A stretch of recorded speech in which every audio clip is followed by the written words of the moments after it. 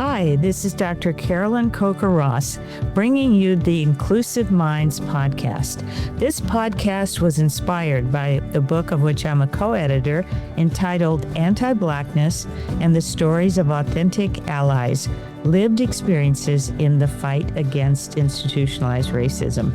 If you're a psychologist, a social worker, an addiction professional, or a healthcare provider, or anyone who wants to broaden your horizons, then this podcast is for you. The goal of the podcast is to help you understand some of the more complex issues facing our culture today. My guests are experts in their fields, and we'll be talking about a wide array of topics, including cross-cultural issues, the intersection of race and trauma, social justice, and health inequities. They will be sharing both their lived experiences and their expert opinions. The goal is to give you a felt experience and to let you know that you're not alone in being confused by these complex issues. We want to provide nuanced information with context that will enable you to make your own decisions about these important topics.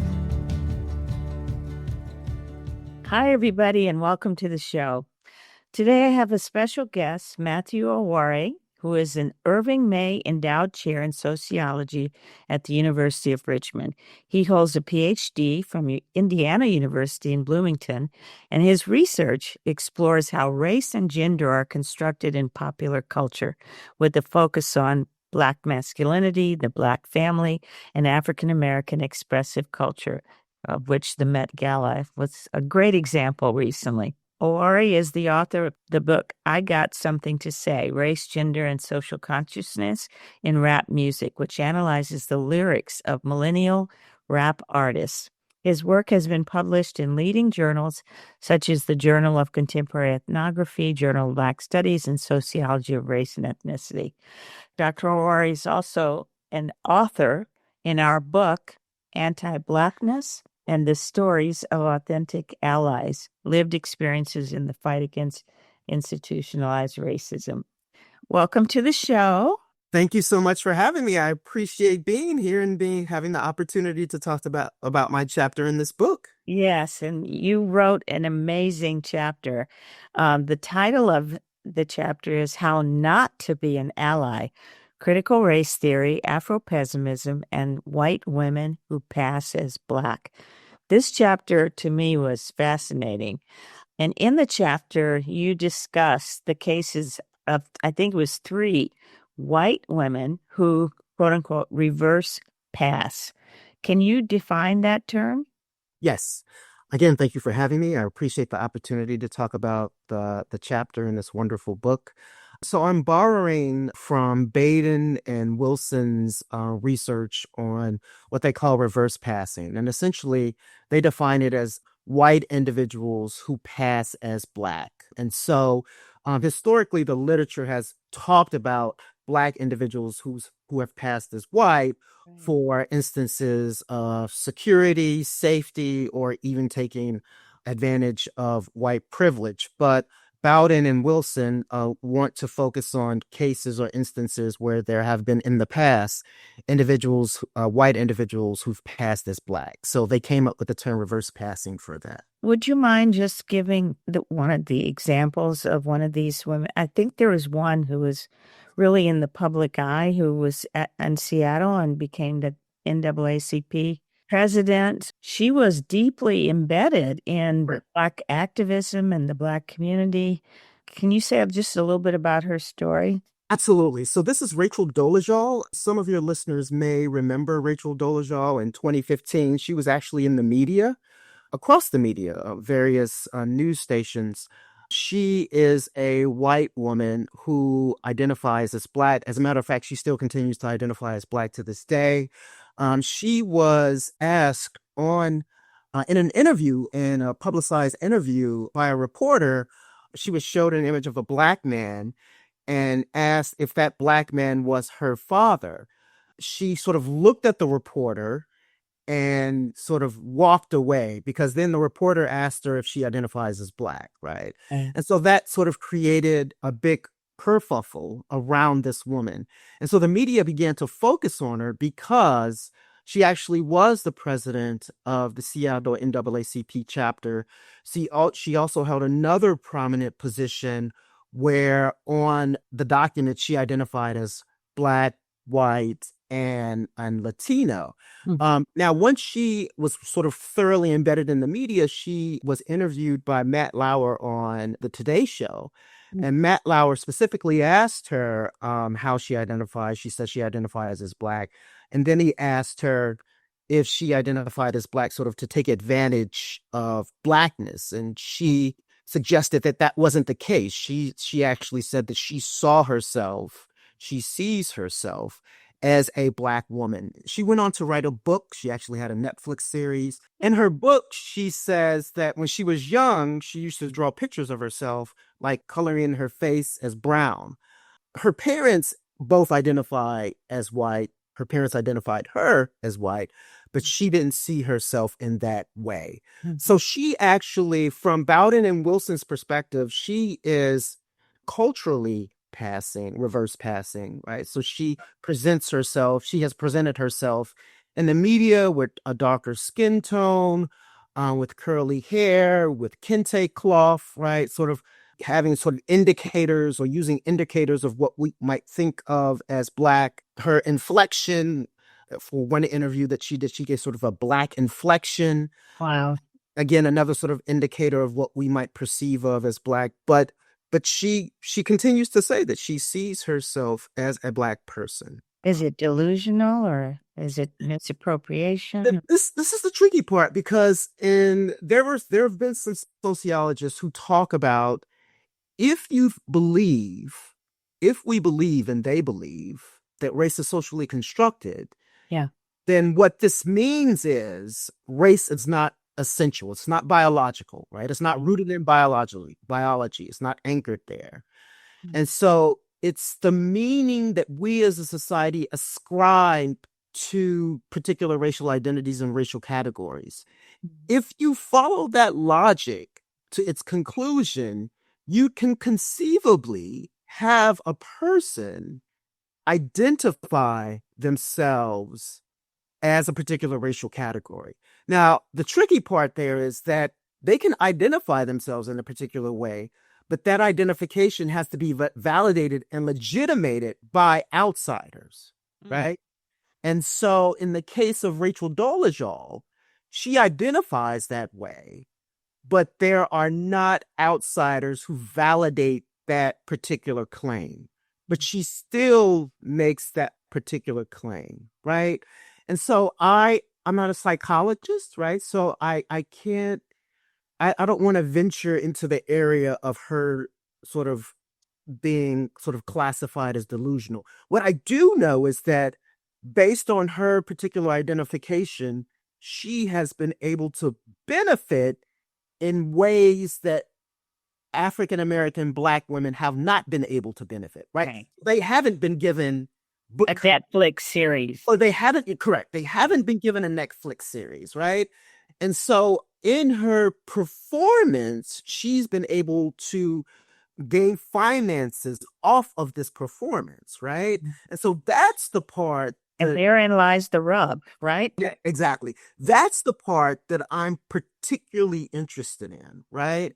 I'm less interested, although I think it's important, but I'm less interested in whether she's delusional or not, right? Yeah. She could be, she couldn't be, but like sort of working within the sort of notion of racism as a social construct, again, if you follow the logic to its extension, an individual could say that there are particular ways, but the complication there is that claim has to be legitimated by others. Yeah, that's so it's such an interesting phenomena.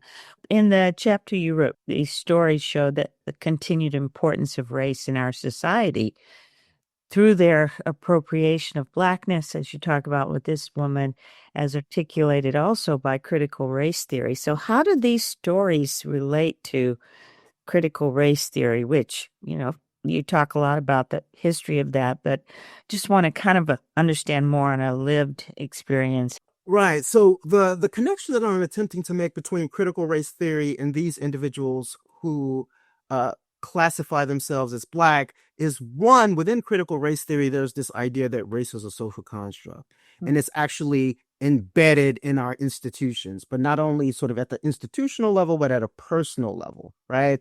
And so I'm attempting to make the connection between critical race theory and these individuals by saying race is still important, right? Critical race theory argues that race is not only part of our legal system, but it's also part of other institutions, that it also trickles down to the personal, to the micro level.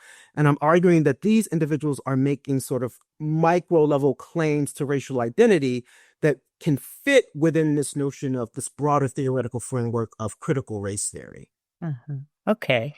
How is that important for us to understand, or why is that important for us to understand? Yeah, so the key feature of critical race theory, at least the way that I'm using it in this particular case, is this notion that race is socially constructed. That's, believe it or not, that's a concept that individuals are still sort of grappling with on the whole, right? So, like, survey data finds that a majority of the population still believe that race is sort of biologically rooted, still believe that race is essential, whereas critical race theory and other sort of sociological theories argue that race is a social construct that's based on time, place, space. It is contingent, right, on the environments that individuals find themselves in. And so I'm arguing. So is it also contingent on people's lived experience? Because then it becomes even in some ways more confusing. For example, I have a colleague,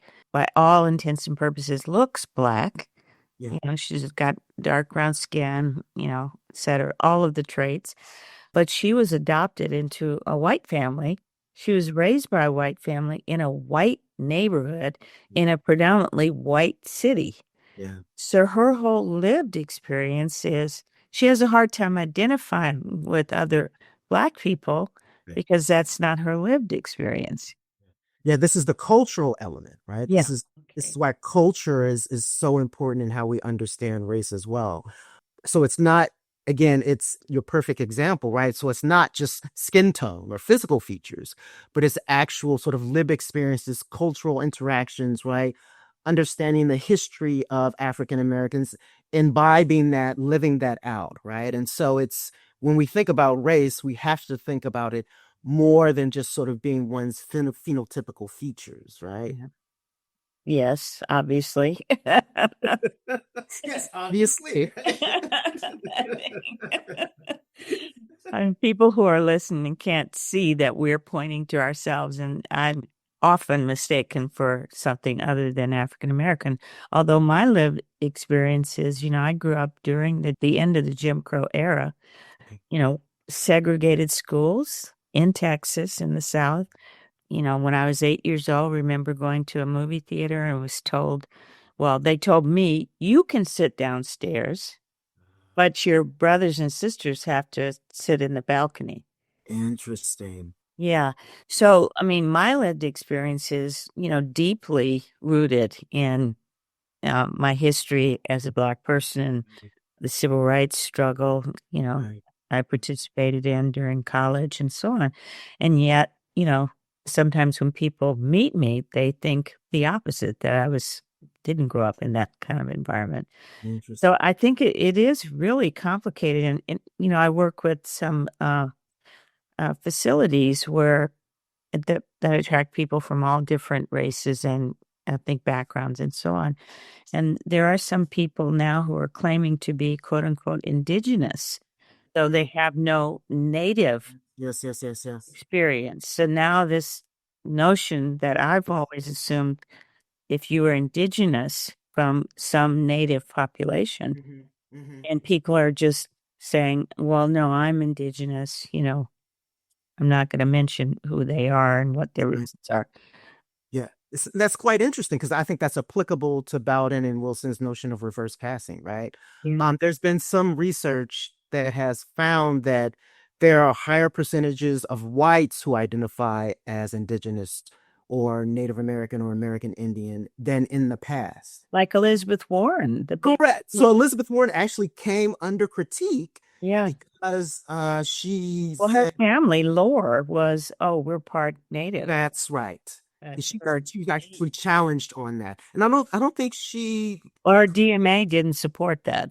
and I don't think she identifies that way anymore. Yeah, I don't think she talks about it anymore. No, she was shamed out of it by Donald Trump, remember? That's right. That's right.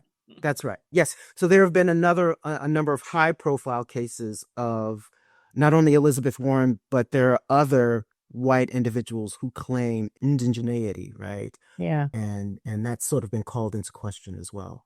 So you've mentioned the cultural form of reverse passing.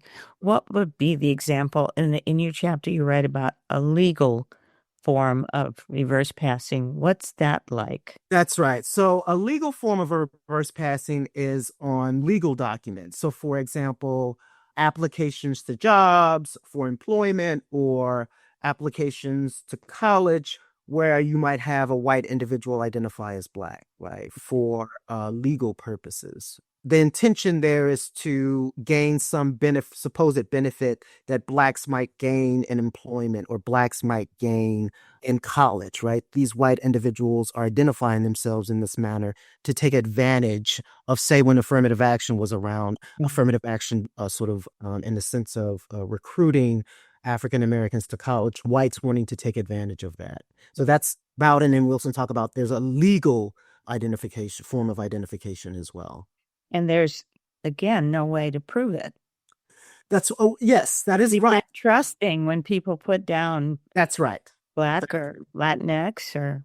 That's right. That's right. So even when they show up, right, to their employment agencies or to college, right, that there might be some doubt, right, and authorities might ask them again, and individuals might be committed to how they identify themselves on their application. So yes, it is a murky situation. Mm-hmm. They may have to start requiring birth certificates, I guess. Oh. What does your birth certificate say? Yeah, interesting. I wanted to quote a part of your chapter. You say, through these women's actions, they demonstrate how race is a constructed category, which we've been talking about, which is a central premise of critical race theory. People, quote unquote, read them as Black because they conveyed markers of Blackness through their attire, physical features, cultural expression, or familial references to Black men. These aspects are culturally defined, and these three people show how race is contextual. So why do you think, or how do you think, these white women are so successful in passing as Black? I mean, to the point of getting a frigging Netflix series, which, hello, I tried to get one of those. Exactly. I was not successful. I'm still waiting for my Netflix series. I think it'll be a while. I think after this podcast, that's fine. You know what? Call me, Netflix. Call me. Yeah, this is a really great question. And I think one of the reasons that these individuals were successful, I should say that there were two women who identified as Black, and then one gender non-conforming person who identified as Black. That's Satchel Cole. So one of the reasons that I think that they were all of these individuals were successful is they embedded themselves in the social justice movements, right? Mm-hmm. Social justice movements specifically targeting police brutality against Black people or injustices against Black people. And so because they align themselves or play prominent roles in these social justice movements, then I think their performances were more believable. Mm-hmm. And also, again, in many instances, they not only dress the part, they kind of look the part, right? So like they may have, the perception might have been, oh, this is a lighter complected Black person, right? Mm-hmm. And so their commitment or their supposed commitment to the social justice cause, as well as their performance, right? So the inflection of their language, the way that their clothing, their attire, right? I think all of these things led themselves for some people to believe them over an extended period of time. Were there any people in their lives who questioned it? Yes, yes. So we haven't talked about Jessica Krug, right? So Jessica Krug was an academic Oh. who passed as Afro-Latina. Hmm. She was able to get tenure. She wrote a book that was about African Americans or enslaved blacks while sort of giving off this performance. But there were individuals who came to question her and her identity. And what ended up happening is the more she got questioned, she finally relented and published an article on the website Medium apologizing for her performance of Blackness, stating that she was a white Jewish individual. So these individuals eventually did get questioned, but I think that initial performance, that initial investment in these social justice causes allowed them some latitude to sort of pull off this performance for a while, to pass as Black for a while. And you mentioned that the other person you profiled, Satchel Cole, she was non-binary. Correct. How does that play into it? Was she intersectionally embedding herself in LGBTQ plus organizations or? So during my research about Satchel, her sort of name before she changed it to Satchel was Jennifer Benton. The research that I did when looking at their background, there was nothing about them sort of being a prominent member of an LGBTQ organization. I think they associated with, but they weren't a prominent member Oh, like they were for. So Satchel was one of the leaders of the indie Black Lives Matter organization. okay. But they're based on my research, I didn't see that they were a prominent leader in any LGBTQ group, although they may have associated with those organizations. It's interesting. So the racist, one-dimensional, and problematic representations of Black womanhood, you say, that these individuals perform are remnants of slavery and Jim Crow. So some people might wonder, like, how's what they did racist? Yeah. So this is a question. There's another way of sort of asking this question. How is this cultural appropriation and not cultural appreciation? Hmm. The reason that I'm calling it cultural appropriation, the reason that I'm calling it reverse passing, the reason that I'm saying that it's problematic is that they are using their performances as Black women for their own financial benefit. Yeah. That is, they are not being true to the cause. This is sort of the title of the article, of allyship. If they really sort of believed in social justice, if they believed in equality for Black people, then they could be white allies, right? Why not? Yeah. Exactly. Right? They could be white allies, right? But my argument is that they sort of commandeer Black women's bodies in order to make financial and personal gain, right? To obtain a Netflix series or to obtain tenure, right? Which was the case with Jessica Krug, or to be a leader of a Black Lives Matter organization, which was the case with Satchel Cole, right? They could have done these things in allyship on the sidelines as partners, but they used presentations of Black womanhood to gain financial benefits. And so that for me, that's why this is racist. That's why this is cultural appropriation and not cultural appreciation. Yeah. I love the distinction between those two. I want to switch gears just a bit because I'm Sure. dying to know about your work with millennial rap artists and Yes. what do they have to say that's different than the previous generations of rap artists? And I'm interested because my son is a music producer in New York, and Oh, wow. I'm always being told about, new artists coming up.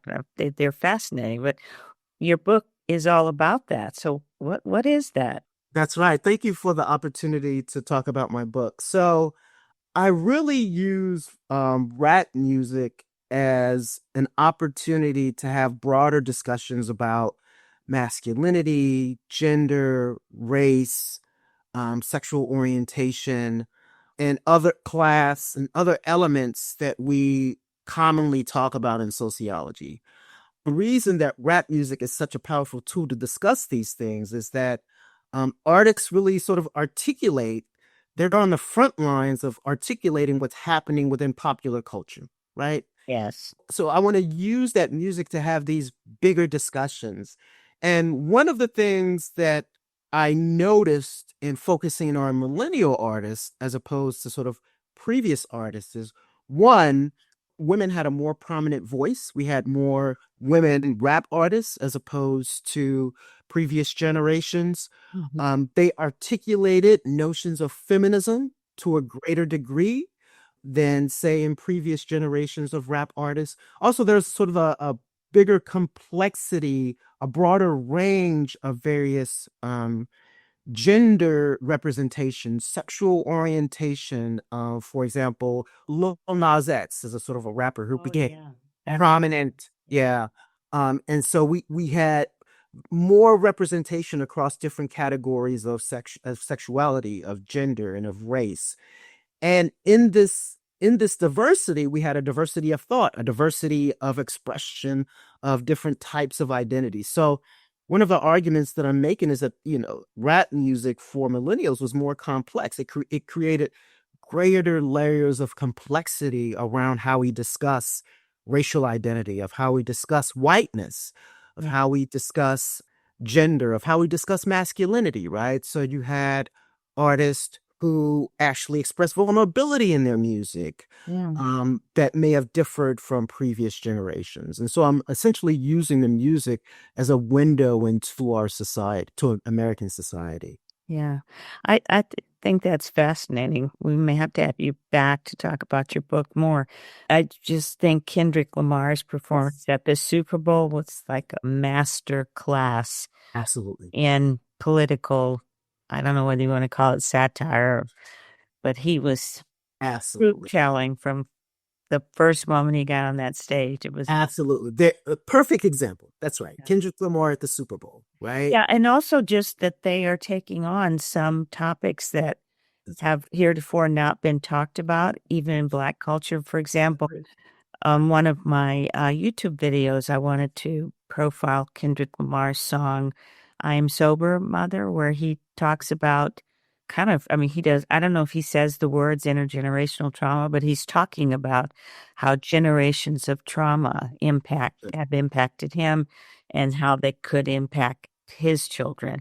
That's right. And that's a first, really, I That's think, in any music. So it's really the leading edge of some topics that are really coming to the forefront nowadays.